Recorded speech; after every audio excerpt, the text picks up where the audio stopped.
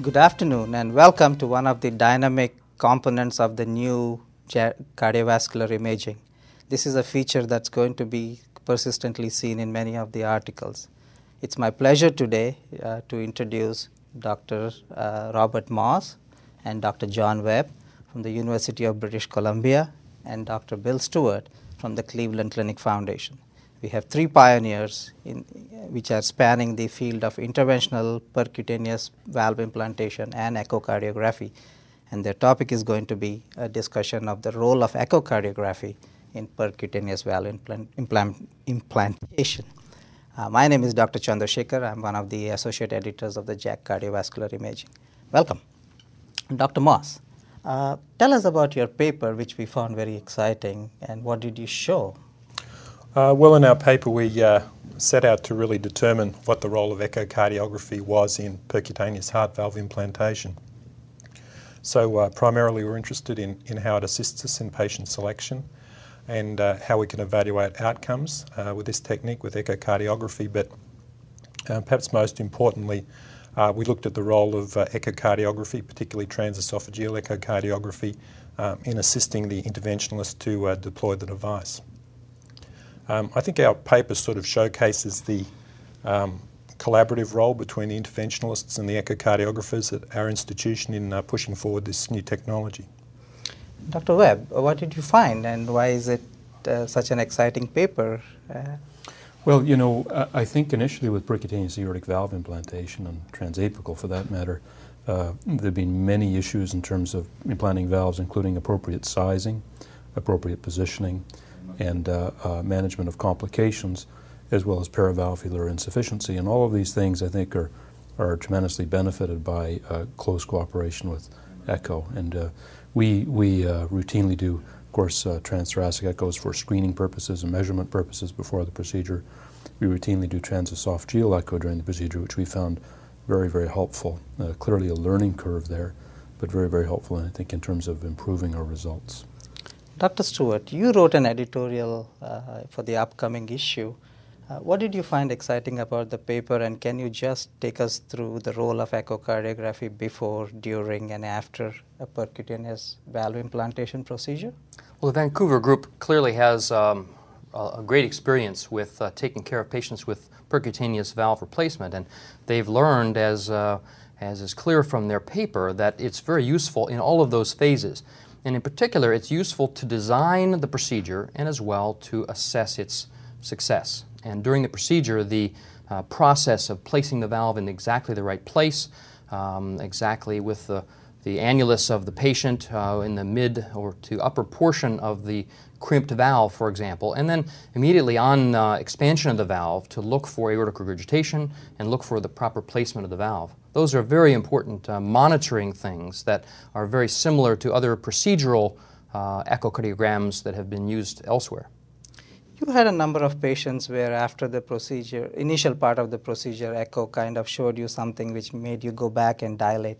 Would you want to expand on that and tell us the role of using TE to assess complications and change your strategy? Well, you know, very early in the experience, the incidence of moderate and severe paravalvular leaks was very, very high in the early transvenous experience. And I think in our experience, the incidence of severe paravalvular leaks has been really none at the time of discharge from the hospital.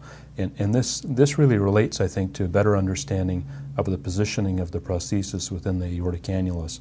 And we've quite significantly changed our strategy based on our early echocardiographic imaging to deploy the valve a little bit lower within the left ventricular outflow tract to get good sealing of the cuff of the device against the annulus and reduce paravalvular leaks. And also, the advantage to esophageal echo is that we can immediately see after deployment whether there is underexpansion of the valve and a paravalvular leak present, and not infrequently we'll go on and redilate the valve and get a more symmetrical circular expansion, better sealing.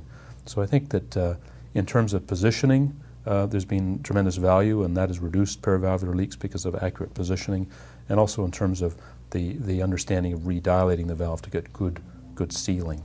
Dr. Stewart, with the upcoming 3D TE, do you think our ability to diagnose and treat becomes better during this procedure?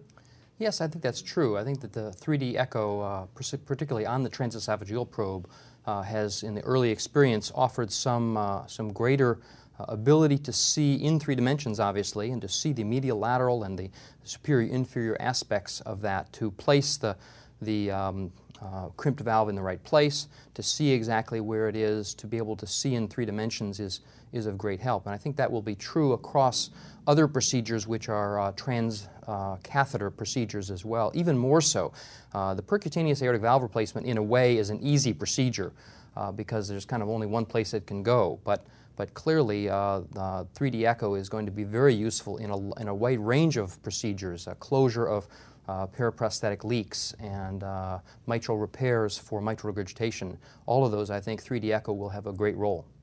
Dr. Moss, how long does it take for an echocardiographer to get ready, or can an average echocardiographer pick up everything that we need? I think we're advantaged to a certain extent in Vancouver in that we've been attempting to sort of develop a program that has as one of its foci concentration on procedural echocardiography, and we use that not just in the context of the cath lab but also in the EP lab. But I would say there's certainly a learning curve associated with learning this technique. It does require some practice, and in particular just the visualisation or the precise visualisation of the position of the stent is really that's where the buck stops, as it were, and that's the critical point that requires a little bit of a learning curve. We have 30 seconds. Any last thoughts? One thing I would wonder from John is, how about the balance between the fluoroscopic control and echo control? You obviously want to use both. People often ask this, and I think that the key here is that you want as much control as you can get. And ideally you have both angiographic, fluoroscopic, and echo control. And each patient's different. In one patient, one is worth more than another, depending on calcification or lack of it within the valve. Mm-hmm. So we like to have all of these modalities available. Any last thoughts, Dr. Stewart? I think that's a very good point. I think that we can't throw out either one, and I think interventionalists tend to be focused more on fluoroscopy because that's what they're used to.